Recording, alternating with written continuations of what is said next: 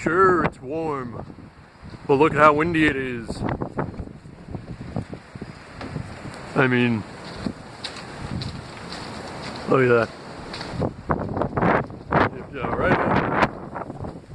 It even knocked down the ladder. I mean, jeez. Looks like I'm gonna need to get some ropes to help tie it down.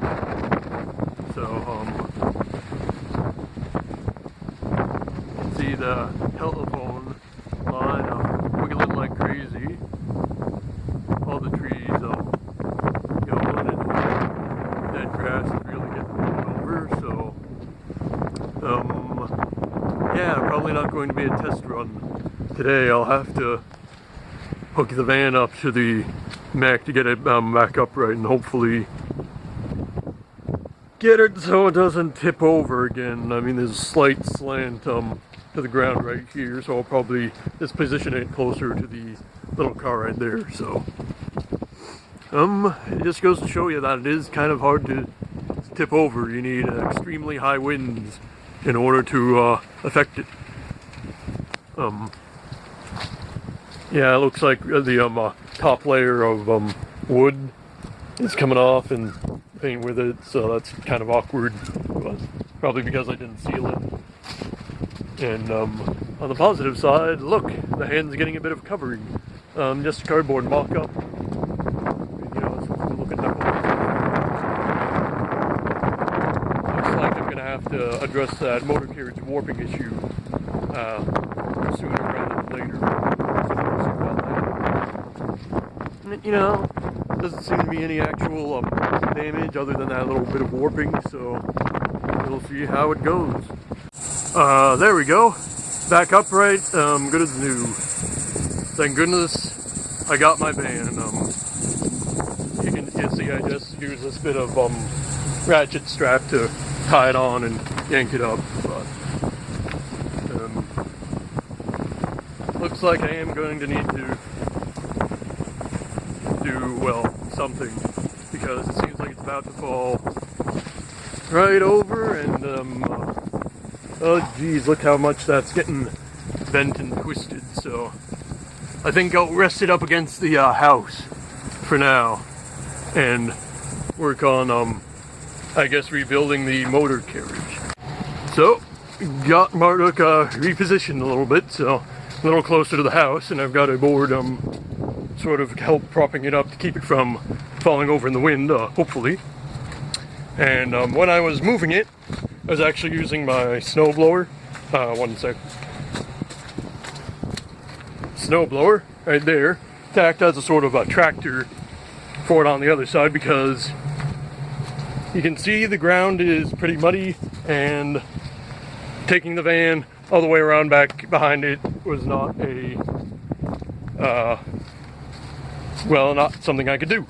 Viable idea. There we go.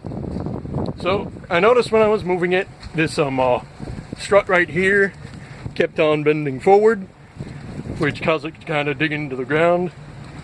And also because these wheels aren't as big as my other snowblower, it was getting the auger to drag against the ground. Probably what I'll end up doing eventually is getting a rotary cutter or angle grinder, cutting off part of this auger so it doesn't scrape along the ground. And I also noticed that some of the brackets started popping out, so I'm going to need to replace the brackets with some good old-fashioned machine screws.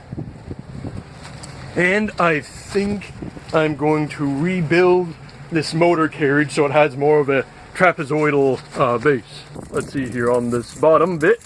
We're measuring in between the posts. Kind of hard to measure one hand. 1 second. We can see it's 38¼ inches wide. Now on this upper portion, gotta move my arm out of the way.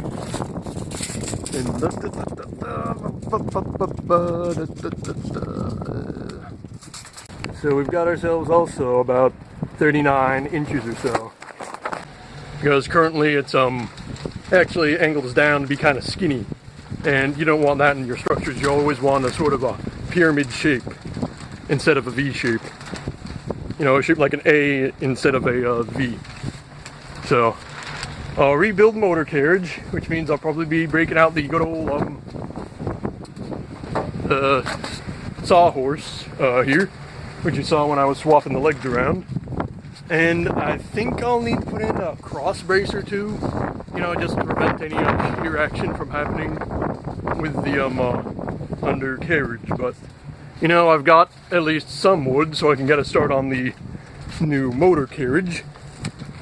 And yeah, here's hoping that it won't blow over again. So this might mean the test is going to be delayed by a little bit, but don't worry, there's still going to be a test, just probably a little later rather than sooner.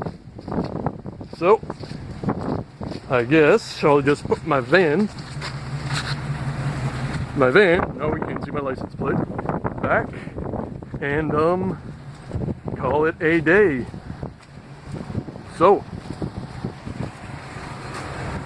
be sure to like and subscribe, and I will see you next time. Bye bye.